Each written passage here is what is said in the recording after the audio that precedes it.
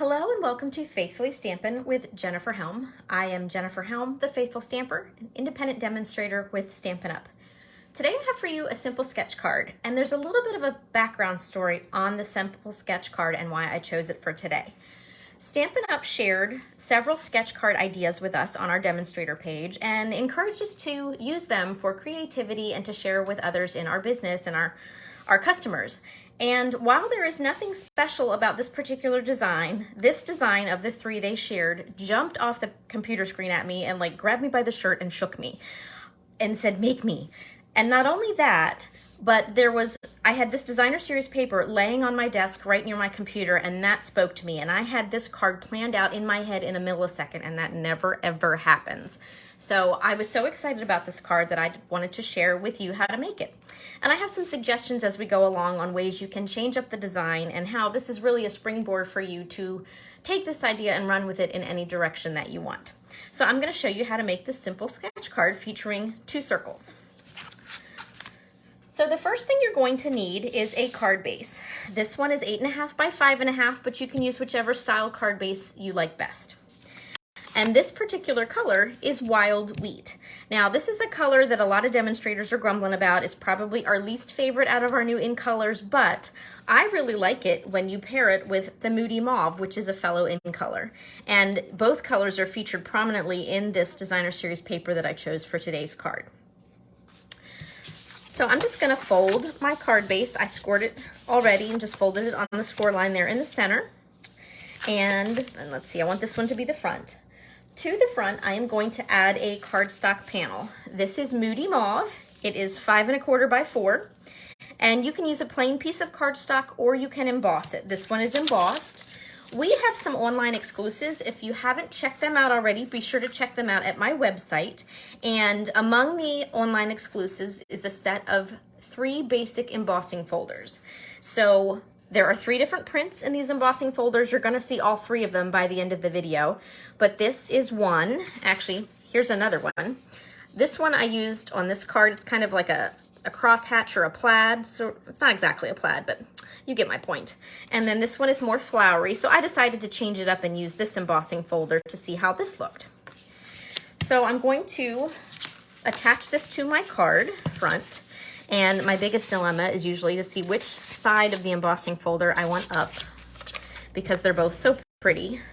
It doesn't always work that way with all the embossing folders, but this one is one. You could use either side. And I do tend to be a little glue happy when I'm working with embossed panels. I really don't want that texture to cause it to pull off the card front, so I give it a little extra glue and a little extra love to make sure it sticks. Next step, I have a piece of basic white that is 2 3/4 inches wide by 3 3/4 inches tall. Again, this could be plain cardstock or you can emboss it. You could use 1 layer embossed and 1 layer plain, vice versa, it doesn't matter. I chose to emboss it in the same embossing folder, but I could have mixed it up. And I think I'm going to flip this layer just to give it a slightly different look.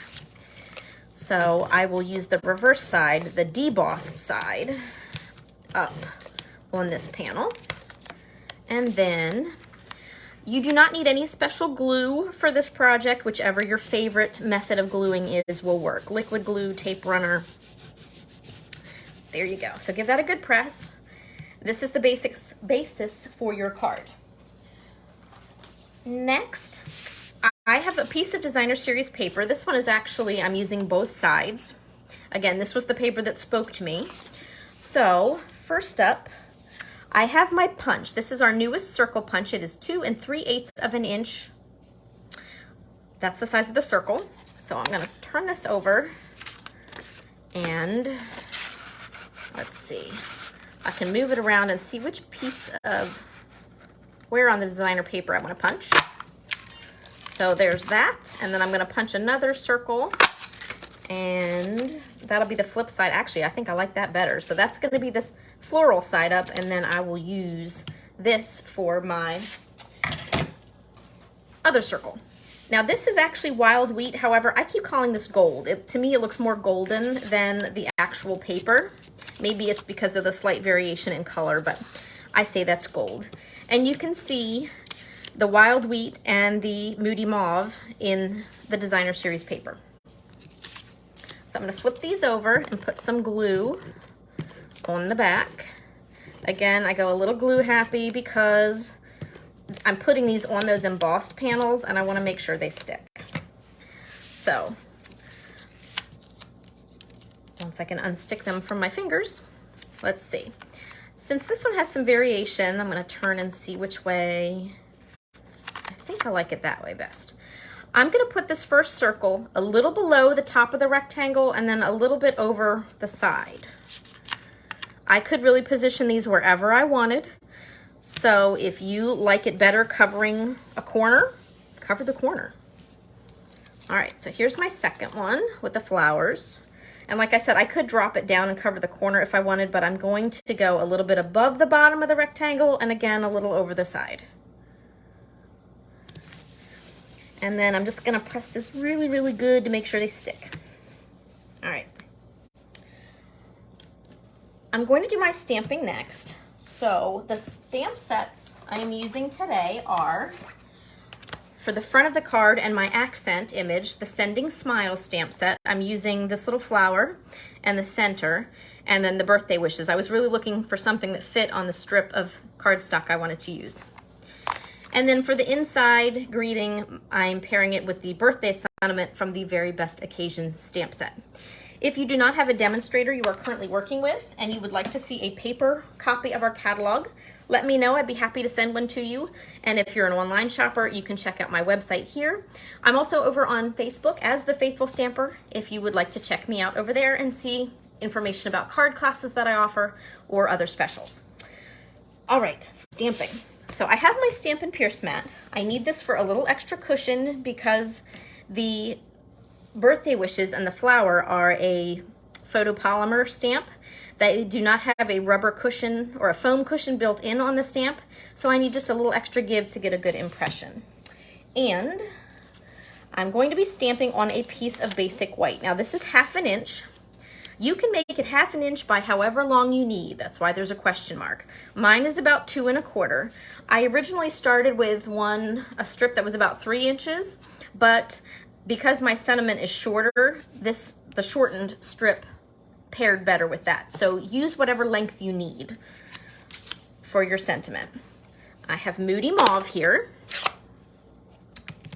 and I'm going to just tap gently, line it up, 1, 2, 3, and there is my sentiment. Now it looks kind of dark. It will lighten up a smidge as it dries.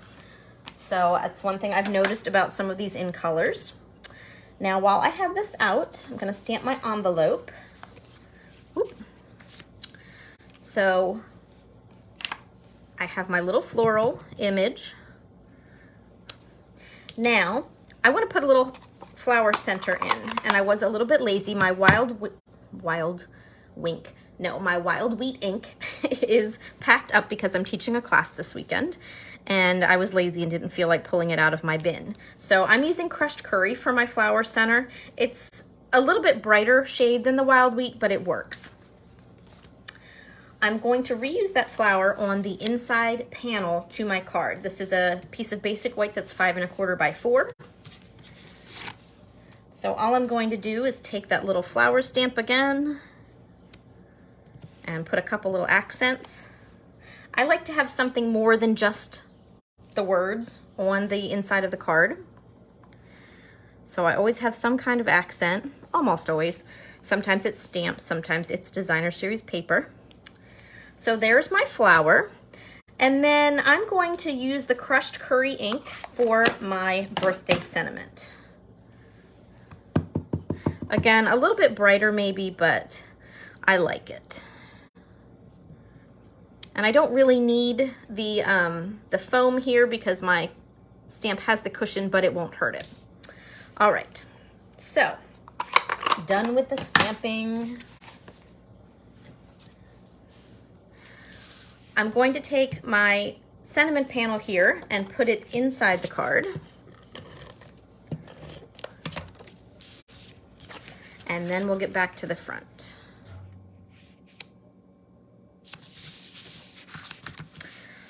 So I'm going to, before I put my sentiment on, add a little bit of twine. And I jokingly refer to this as the dreaded twine technique because it's not that awful. I'm just not good at it.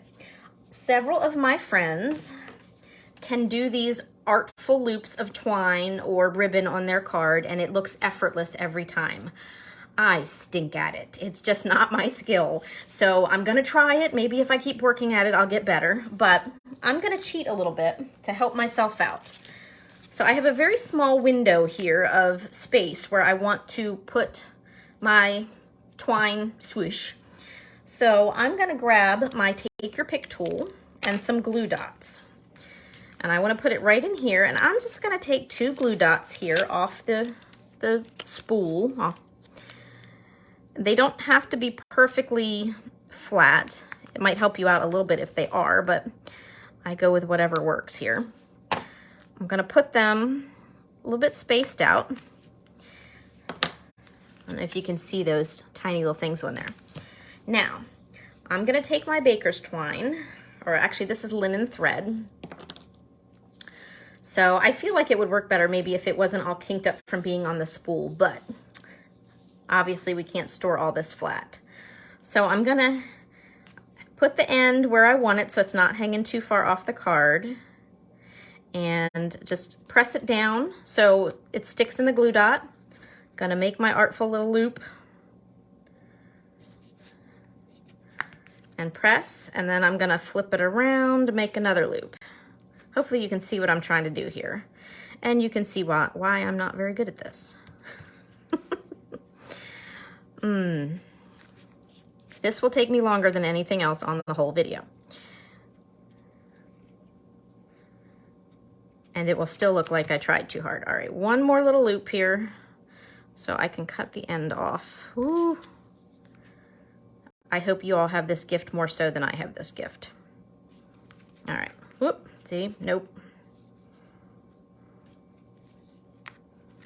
All right, I'm gonna trim my ribbon. I did much better on my other card. Okay, so I know it does kind of look like a mess, but it'll look a little bit better once I put the sentiment on top. So to the sentiment strip, I will add some dimensionals.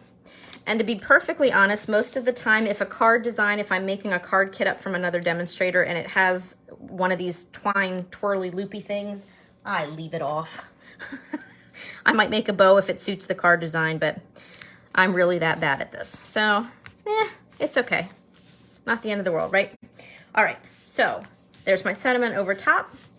And just to finish off, I have, there we go, I've lost my embellishments. I have some of our new in color gems. I have the pebbled path is hiding here at the top, but I'm gonna use our Moody Mauve. I could use the Wild Wheat, but they're a bit brighter than I want for the card. They just skew a little more yellow on the embellishment pack. So I'm gonna take my take your pick tool and grab some of these. Let's see, I think I'm gonna do different here. And let's see, I think I like this here. It's fun to experiment and change your card up a little bit. So there we go. Quick and simple circle sketch card. You can really feature your designer series paper using this card if you like. All right, so I have more samples to show you. Lots of ideas so that you can take this idea and kind of springboard into whatever you like. So I went cutesy first. We have our Zany Zoo, or our Zoo Crew suite, and I'm very fond of the suite and the paper. So here I changed the orientation on the card. I used 2 different embossing folders. This is the 3rd one in that basics set. So there's 2 featured here on the card. Instead of that twine loopy thing, I just used some twine to wrap around the card, stamped my sentiment and popped it on a larger panel. And there you go. Here's our adventurous little piggy, and then his squirrel friend inside. And then I stamped the squirrel again on the envelope. I really like this paper so much I couldn't decide which I wanted to use, so you're gonna get a bunch of samples. So here's our cupcake juggling koala bear. This is back to the vertical orientation. Here, instead of embossing, I just left the cardstock plain, and I used that birthday wishes stamp you saw earlier and stamped tone on tone and just kind of made a frame around the card. Added some silver twine, that looks a little bit better, and some bling. And then there is the designer series paper accent on the inside of the card. And since I didn't have a stamp of the koala, and I didn't want to use a chunk of the paper for my envelope flat, I actually took the stamp and ran along the edges of the bottom of the front of the envelope and then the envelope flap as well, just for a little added flair to that card. Here is another horizontal orientation, and I changed this design up a little bit. Instead of sticking with the two same size circles, I not only changed the position on the rectangle, I put it at an angle instead of parallel. I used 3 different circles. So this is the 2 3/8 punch, and these 2 punches were slightly smaller. And then instead of putting my sentiment on a strip, I put it on the smallest circle, but I had a strip of designer series paper laying on my table, so I cut that and used it, and I just colored in the little flowers with my blends to kind of pull the card together. A little bit of bling, and then some matching cardstock on the inside. And there is my cute little card. And again, since I didn't have a stamp for her, I embossed my envelope flap to go with the card. One more cutesy card. This one I changed the style of the card, and I took off that rectangle altogether. I really didn't want to cover that much of the designer series paper.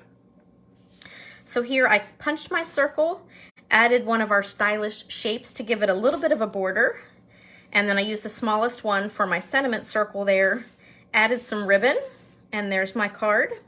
And again, since the skunk happened to be on the front of the paper, I put him on the inside and the envelope. You can see here that ribbon goes around behind the inside of the card.